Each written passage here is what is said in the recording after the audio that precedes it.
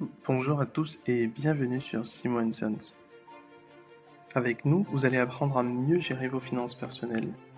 Vous apprendrez également à investir en bourse et concrétiser vos projets.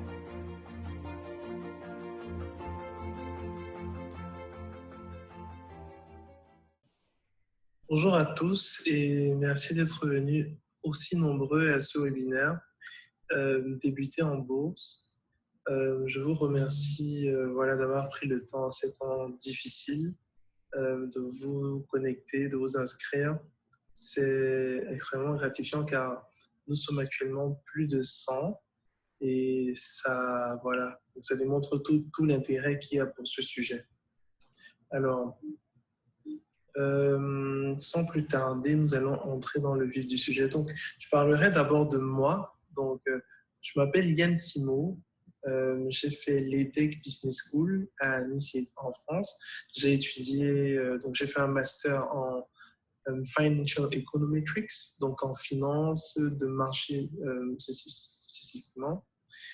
Après l'EDEC, et durant mon cursus même, donc j'ai eu à effectuer un stage à la Société Générale en produits structurés. Donc, c'est des produits particuliers qui sont vendus en salle de marché. Donc, ceux qui sont perdus, ne vous inquiétez pas.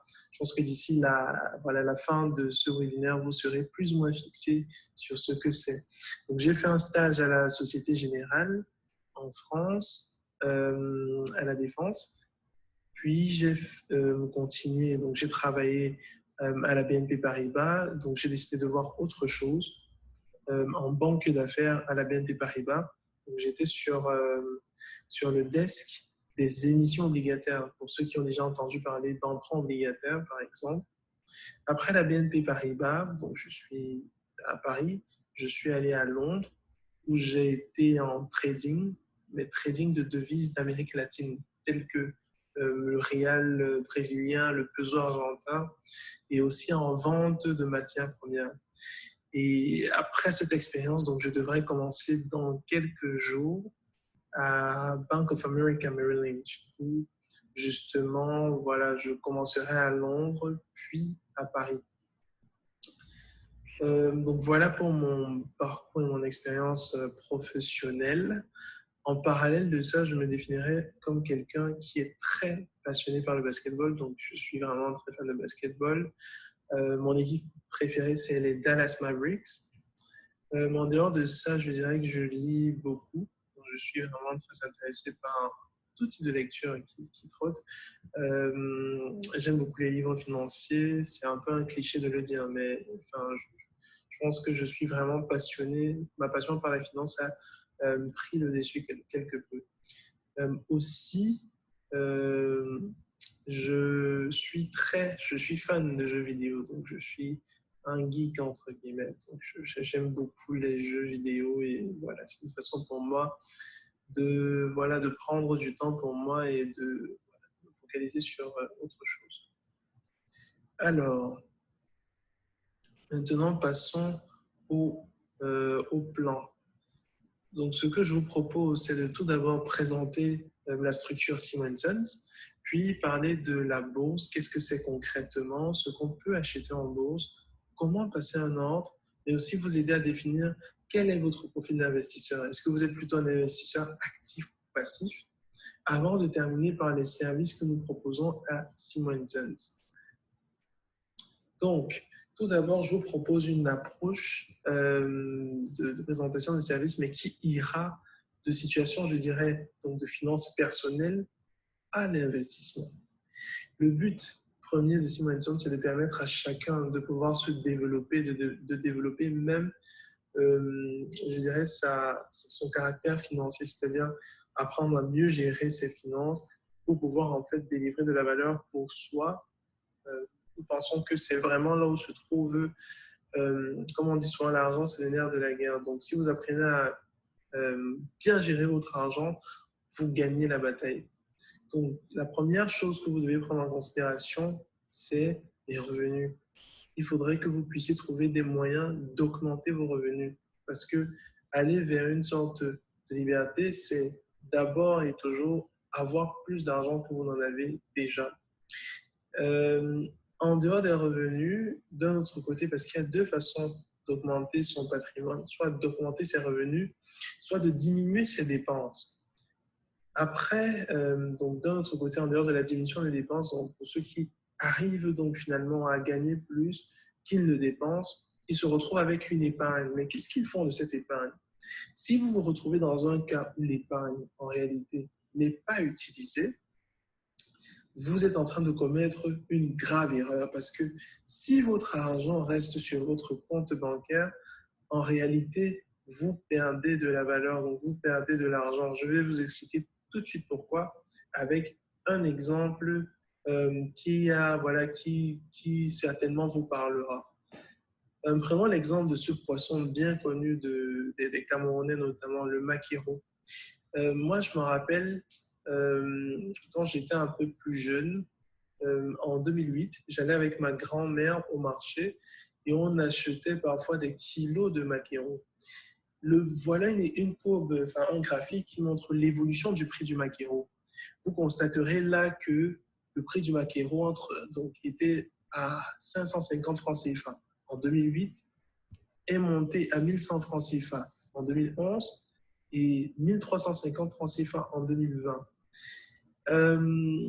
Vous pouvez donc constater d'ores et déjà que le prix du kilo de maquereau a doublé en pratiquement 3-4 ans. Et ceci est dû en grosse partie à l'inflation. Et l'inflation, en fait, c'est le fruit de la rareté des biens. Plus un bien rare, plus son prix augmente. Et avec justement la surpopulation, l'augmentation incessante du nombre de personnes sur la planète Terre, nous avons donc le prix des choses qui évoluent sans cesse. Je donnerai, peut-être pour vous, ce n'est toujours pas assez clair. Donc, je vais donner un exemple précis d'une personne qui, en réalité, dispose de 1000 francs CFA. Donc, disons que cette personne dispose de 1000 francs CFA et, en 2008, souhaitait donc acheter un kilo de maquereau. Si elle avait mis de côté les 1000 francs CFA en 2008, la somme lui permettait largement de se procurer un kilogramme de maquereau. Mais, si vous regardez bien, en 2011, elle ne peut plus se permettre d'acheter ce kilogramme de maquereau-là parce que les 1000 francs qu'elle a mis de côté sans vraiment les placer, le kilogramme de maquereau étant monté à 1100 francs, en réalité, elle perd de la valeur progressivement. Pire, en 2020, où le kilo de maquereau est passé à 1350, il y a encore plus de valeur qui est perdue. Maintenant, regardons sous un autre aspect. Qu'est-ce qu'il faut donc faire concrètement de l'épargne s'il ne faut pas la garder sous le matelas ou encore la laisser sur notre compte bancaire? Ce qu'il faut faire naturellement, c'est investir cet argent. Comment investir? On vous propose trois différentes façons d'investir votre argent. La première, c'est les investissements immobiliers. Donc, l'investissement immobilier est très intéressant parce qu'il vous permet justement d'investir directement dans l'immobilier. Certaines personnes se disent, ah non, c'est difficile d'investir dans l'immobilier parce qu'il faut parfois acheter le terrain, construire la maison, trouver des locataires. Donc, c'est hyper compliqué, c'est fastidieux. Mais beaucoup de gens ne savent pas en fait qu'il y a des produits comme des sociétés civiles de placement qui en fait vous permettent d'investir dans l'immobilier et de laisser la gestion entre de bonnes mains, donc sous d'autres personnes. Le deuxième type d'investissement, c'est les investissements alternatifs. Et il y en a plusieurs, allant des private equity funds aux différents types d'investissements alternatifs qui sont de petits business. Donc, il y en a vraiment des tonnes et des tonnes. Mais le cœur de notre présentation aujourd'hui, c'est les marchés financiers. Donc, c'est ce qu'on verra dans notre présentation. Qu'est-ce que c'est que les marchés financiers? Comment est-ce qu'on peut justement profiter de ces marchés-là pour augmenter de la valeur pour nous et dégager beaucoup plus de rentabilité et surtout ne pas perdre de valeur? Passons sans plus tarder à justement la catégorisation d'après Simo & Son. C'était principal prestation, entre guillemets, si je puis dire, que nous offrons. Donc, quelque part, on a donc la première prestation qui est la gestion des finances personnelles. Donc, on a des modules de formation où vous aide à justement optimiser vos revenus et vos dépenses, ainsi que justement de, voilà, targeter donc une nouvelle épargne. Et d'un autre côté, justement, apprendre à investir à travers les différents types d'investissements, que ce soit l'immobilier, les investissements alternatifs, les marchés financiers. Après, donc, en dehors de ça, on va donc passer à la bourse, qui est le cœur de notre sujet. Donc, qu'est-ce que la bourse? Qu'est-ce qu'on peut gagner concrètement en bourse? Et pourquoi c'est intéressant pour tout un chacun même d'avoir voilà, un portefeuille boursier, voilà, de s'y intéresser. Je dirais que c'est non seulement par culture, certes, mais c'est aussi parce que derrière, vous pouvez avoir un bon retour sur investissement si vous, bien sûr, vous savez dans quoi vous investissez. Et le premier conseil que je m'en vais vous donner aujourd'hui, c'est d'investir uniquement dans ce que vous connaissez. On n'investit jamais, au grand jamais, dans ce qu'on ne connaît pas. C'est la plus belle façon de perdre son argent, investir dans ce qu'on ne connaît pas. Donc, qu'est-ce que la bourse? Ce que pensent les gens. Donc, j'ai essayé de regrouper quelques images en réalité qui correspondent à l'imaginaire collectif et à ce que, voilà, ce qui est bien dans la tête de la plupart des gens. Beaucoup de gens voient, voilà, la bourse, c'est Wall Street à l'américaine, voilà, c'est vraiment un des clichés. Enfin, les gens résument en fait la bourse à Wall Street. Pourtant, Wall Street n'est même pas forcément la bourse la plus développée parce que si on regarde en termes parfois je dirais, d'histoire et même d'historique, la London Stock Exchange peut vraiment devancer la Wall Street. Après, il y a naturellement voilà, la bourse de Paris et d'autres types de bourses. D'autres types de clichés, c'est voilà, des graphes incompréhensibles et qui justement défilent sur les écrans et on ne comprend pas tout à fait ce que ça veut dire. C'est quoi ces graphes bizarres? C'est juste pour les initiés. C'est qui donne parfois une image un peu de voilà, c'est juste des gens hyper smart ou des gens voilà, finalement qui ont une maîtrise toute particulière de la chose qui peuvent se lancer, ce qui n'est pas vrai. Une autre chose, c'est, voilà, j'ai adoré cette image de cette personne qui crie parce que ça donne, voilà, on a l'image de ouais, buy, sell. Enfin, c'est un peu le fonctionnement, enfin, c'est un peu ce qui est dans l'imaginaire collectif. Oui, je vais acheter, je vais vendre et tout. Enfin, c'est un peu ce qui ressort, voilà, de ces imaginaires-là. Ensuite, le Bitcoin qui a tendu à populariser, si je peux dire, la bourse parce que les gens se sont massivement intéressés au Bitcoin, ce que c'est concrètement avec les ascensions fulgurantes de l'évolution des cours. Donc, voilà, donc il y a eu le Bitcoin aussi. Et finalement, et je pense que ça regroupe à peu près tous les clichés argent, drogue, femme, entre guillemets, bien que je n'aime pas trop ce terme, le loup de Wall Street. Et si vous n'avez pas vu ce film, je vous conseille de vraiment le regarder. Euh, Parce que c'est assez intéressant, c'est fait d'une façon vraiment ludique et je pense que vous apprendrez beaucoup plus voilà, sur les mécanismes financiers. Donc concrètement, qu'est-ce que c'est que la bourse? Donc ça, c'est l'imaginaire collectif, mais quelle est la réalité? La réalité, elle est celle-ci. Au centre, on a les marchés financiers et les principaux acteurs sur les marchés financiers sont de quatre types. Le premier type, c'est les entreprises.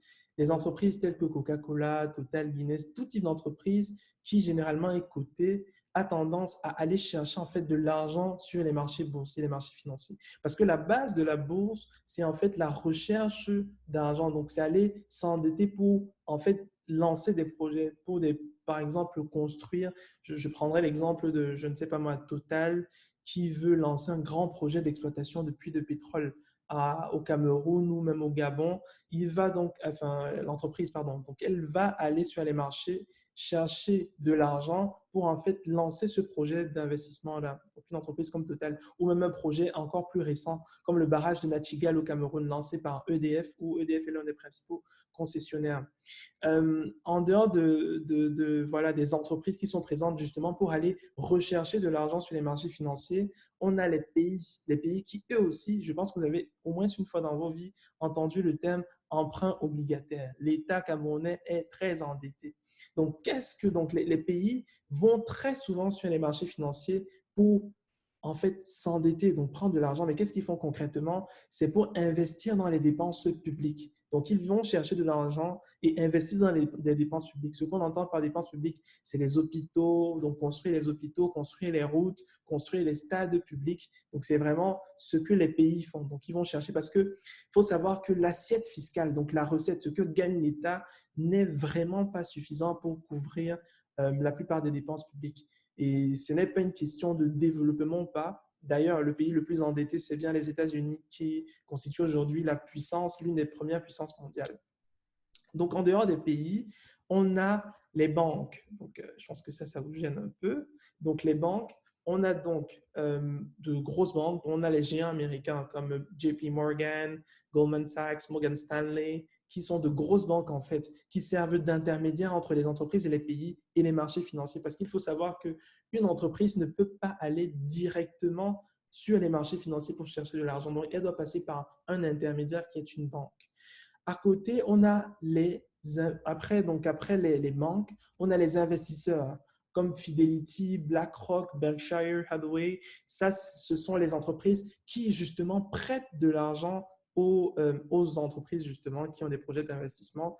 Donc, vous connaissez peut-être Warren Buffett. Warren Buffett, c'est le directeur de Berkshire Hathaway et c'est l'un des fonds voilà, enfin, qui a le plus, entre guillemets, percé, si on peut utiliser un vocabulaire de jeu.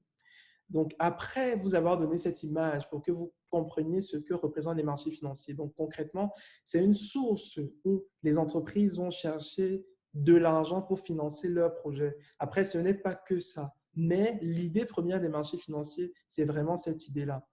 Après cette idée des marchés financiers, on va passer donc à un autre point qui est tout aussi important. Qu'achète-t-on en bourse? Donc, qu'est-ce qu'on peut concrètement acheter en bourse?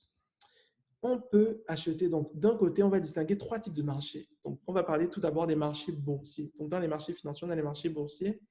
Les marchés boursiers, on a trois catégories de produits. Les actions. Qu'est-ce que c'est que les actions? Les actions, c'est des parts d'entreprise. Ça veut dire qu'investir dans le marché des actions, c'est acheter des portions d'entreprise voilà, donc si j'achète par exemple une action de Total, ça veut dire que je détiens en réalité une part de Total, donc je détiens une fraction de Total. Bien évidemment, il y a beaucoup d'actions Total qui traitent, enfin plusieurs millions d'actions, parfois des milliards même.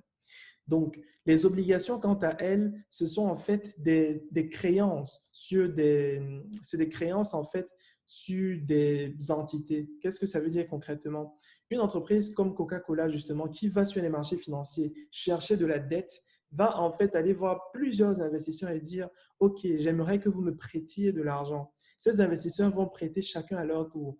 Et lorsque les investisseurs vont donner de l'argent à l'entreprise, donc à Coca-Cola, l'entreprise va donner à son tour un titre qu'on appelle une obligation. Donc là, c'est lorsque les investisseurs vont sur les marchés chercher de la dette.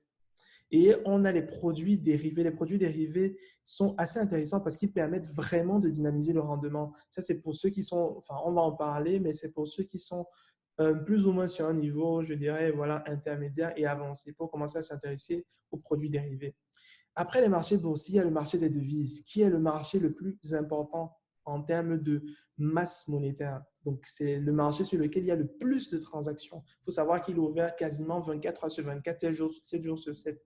Tandis que les marchés boursiers ont des horaires bien délimités, généralement entre 8h et 17h30, 9h, 17h, ça dépend du pays.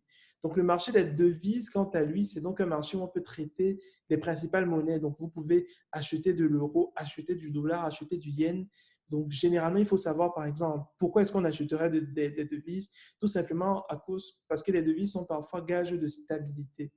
Donc, le yen, par exemple, est une monnaie vraiment très stable, ce qui fait qu'en situation de crise économique, on a parfois beaucoup d'investisseurs qui vont aller acheter du yen parce que le yen japonais est une monnaie très stable.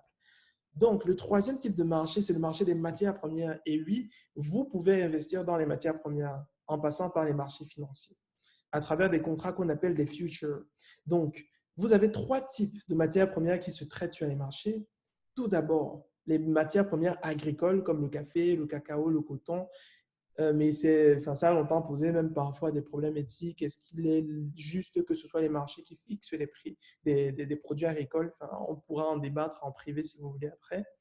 On a le marché des métaux, donc tout ce qui est or, fer, or, fer, zinc, cuivre, voilà. Le marché de l'énergie, donc tout ce qui est électricité, pétrole, donc tout ce qui vous permet d'apporter de l'énergie, gaz naturel. Donc ça, c'est l'image globale de ce que c'est que les marchés financiers. Donc, après cette image globale, et j'espère que vous en apprenez de plus en plus sur ce que c'est que la bourse et les produits qu'on peut justement traiter et sur comment même les traiter, on va passer à comment justement passer un ordre de bourse. Qu'est-ce qu'il faut faire concrètement? Alors, on va parler de vous en tant qu'investisseur individuel. Donc, c'est vous, l'investisseur lambda. Ce que vous devez faire, c'est déjà trouver, donc avoir du cash, c'est important, sinon on ne peut pas investir. Et ensuite, lorsque vous détenez donc ce cash qui est l'épargne, que vous ne voulez certainement pas laisser dormir, vous devez passer donc un ordre, donc acheter des actions, bien évidemment avec une connaissance de fonds, passer un ordre chez des intermédiaires, comme je vous ai dit. Donc, les investisseurs passent par des intermédiaires pour arriver, donc pour acheter des actions, des obligations. Donc, vous devez trouver un intermédiaire qui, justement, est avantageux pour vous pour passer vos ordres. Les intermédiaires sont de plusieurs types. On a les banques, les assurances, les courtiers. Et généralement, on les désigne par le terme broker, donc qui signifie intermédiaire ou courtier.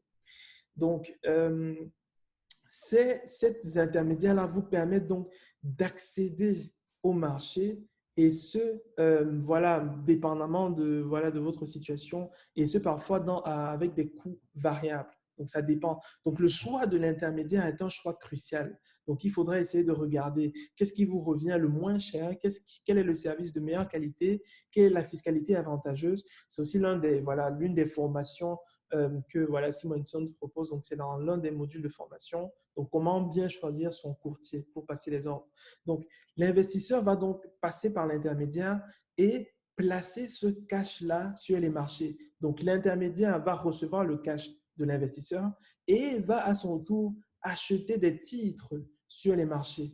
Et la bourse, en gros, la place de marché, va lui redonner en retour des titres. Ce qu'on entend par titre, autant pour moi, c'est les actions, les obligations, les produits dérivés, donc tout ce qu'on a vu précédemment. Donc, la place boursière va donc renvoyer ces titres-là aux intermédiaires et les intermédiaires vont à leur tour donner les titres aux investisseurs.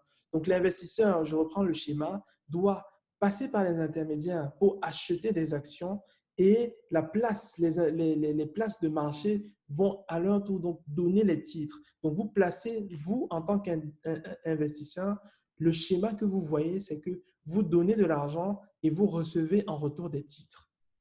Donc, on va passer à un autre point qui peut être tout aussi, qui est tout aussi intéressant. Donc, je pense que voilà. Et le but de ces investissements, c'est d'acheter moins cher et de revendre plus cher. Donc, lorsque vous allez passer un ordre d'achat, disons-nous que aujourd'hui, vous voyez l'action Total qui coûte à 40 euros, par exemple. C'est-à-dire que le prix de l'action Total est à 40 euros. Je pense qu'actuellement, elle est à 32, autour de 32, 31. Donc, l'action Total qui est à, disons, mais prenons un cas d'école où elle est à 40 euros. Votre but, justement, c'est d'acheter l'action Total à 40 euros et de la revendre un peu plus cher. Et pour ça, il y a des techniques et des méthodes qui sont utilisées et qu'il faut apprendre à utiliser. Donc, ça aussi, c'est justement beaucoup de documentation. On va en couvrir quelques, mais vraiment, le format ne serait pas idéal pour en parler justement dans une présentation courte comme celle-ci. L'idée, je rappelle encore, c'est vous donner une idée globale de ce que c'est que les marchés et de comment est-ce qu'on procède concrètement. Donc, quel est votre profil d'investisseur? Donc, vous savez à présent quels sont les produits que vous pouvez acheter sur les marchés. Vous savez quelles sont les étapes. Donc, trouver un intermédiaire et puis passer vos ordres. Et maintenant, ce qu'il faudrait définir, c'est votre profil d'investisseur. Ici, on va comparer deux types de profils. Un investisseur qu'on qualifiera de passif et un investisseur qu'on qualifiera d'actif. Donc, l'investisseur passif contre l'investisseur actif. Qu'est-ce qui est le plus intéressant? On va le voir tout de suite. Qu'est-ce qui est plus intéressant? L'investisseur passif, déjà, il faut donner les caractéristiques à chacun des deux. L'investisseur passif investit sur le long terme. L'investisseur passif aura tendance à investir généralement sur 3 ans, sur 5 ans, parce que sur le long terme, il y a une certaine stabilité, une homogénéité, même des retours sur investissement. Donc, investir sur le long terme, c'est si vous vous sentez patient, si vous vous sentez, vous êtes quelqu'un qui préfère ne pas avoir de stress ou alors, qui veut juste placer son argent histoire de ne pas perdre de la valeur comme on a vu au début, le profil profil d'investisseur passif vous convient totalement. L'investisseur actif, quant à lui, est beaucoup plus court terme, c'est-à-dire lui il aura des stratégies qui vont générer des profits sur le court terme. Il va par exemple passer des transactions journalières. Donc, il aura pour but de mettre de gros montants, d'acheter une valeur dans la journée et de la revendre au soir, histoire de faire un profit. Vous pouvez aussi combiner les deux approches, mais si vous vous sentez plus à l'aise avec l'un ou l'autre profil, n'hésitez vraiment pas à choisir un profil. La deuxième caractéristique, c'est l'investisseur passif, comme je disais, généralement n'aime pas le risque. Il n'aime pas trop ce qui est risqué. Il va généralement, enfin, dans sa vie de tous les jours, il n'aime pas trop prendre de risques. Il est plutôt prudent. Donc, tandis que l'investisseur actif, lui, il aime prendre du risque. Donc, il va majoritairement investir sur des entreprises à forte volatilité, comme ce qu'on appelle des biotechnologies. Vous savez, les entreprises qui investissent massivement dans un début pour trouver, par exemple, des solutions aux vaccins, des recherches technologiques. Ça, c'est vraiment des entreprises qui ont un fort potentiel, mais qui viennent avec beaucoup de volatilité parce qu'il y a beaucoup d'incertitudes. On met beaucoup de cash dans l'entreprise, mais on ne sait pas s'il y aura des retours par la suite. La troisième caractéristique, c'est l'investisseur passif, justement, dû au fait qu'il soit passif, comme son nom l'indique, et qu'il investit sur le long terme, il passe très peu d'ordres. Et cela a un avantage parce qu'il faut savoir que quand vous passez des ordres en bourse, vous payez des commissions aux intermédiaires. Naturellement, ce n'est pas gratuit le service. Donc, vous allez payer des commissions aux intermédiaires et l'investisseur passif bénéficiera donc du fait que, vu qu'il passe très peu d'ordres, en réalité, il dépense très peu en termes de commissions. L'investisseur actif, quant à lui, passe généralement une multitude d'ordres. Donc, il va aller chercher du rendement en passant une multitude d'ordres par jour, par semaine, par an. Enfin, ça dépend vraiment des stratégies qu'il adopte. Donc, je vous enlève ça aussi. Maintenant, la question, c'est est-ce que vous vous reconnaissez plutôt dans un type ou dans l'autre? Et ce choix et cette décision vous permettra donc de définir concrètement ce que vous êtes et ce sur quoi vous pouvez investir. Parce qu'il y a des produits qui sont beaucoup plus risqués que d'autres et des produits qui sont juste très peu risqués. Et on va terminer avec les services justement que nous proposons. Donc déjà, avec l'équipe, on a lancé ce guide-là, qui est un guide qui permet de débuter en bourse. Donc, qui coûte, ça c'est un prix promotionnel entre guillemets, donc ça coûte 4,99 € et ça couvre en fait, donc vous pouvez le retrouver sur le site internet simonsons.com. Ça couvre en fait toutes les principales choses à savoir sur la bourse, beaucoup plus en détail. Si vous voulez justement un peu creuser et que vous avez un profil débutant, donc n'hésitez pas à regarder ce livre, ce guide-là qui vous aidera beaucoup.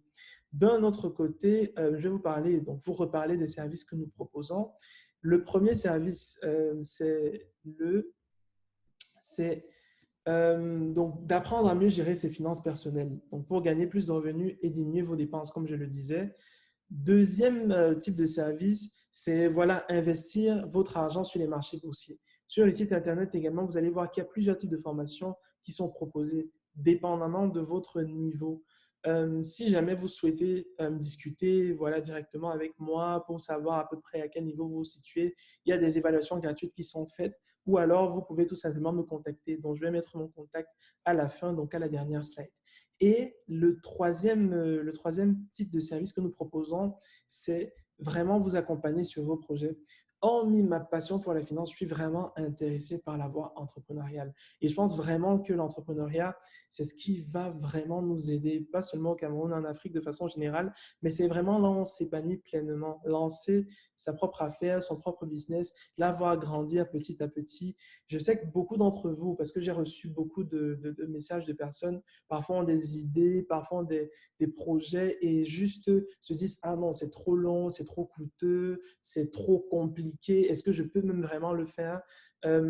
N'hésitez pas aussi à me contacter parce que je peux justement vous aider à concrétiser votre projet, donc du business plan aux outils de communication, même une fois que le projet est lancé, donc comme le site internet ou d'autres services comme le community management.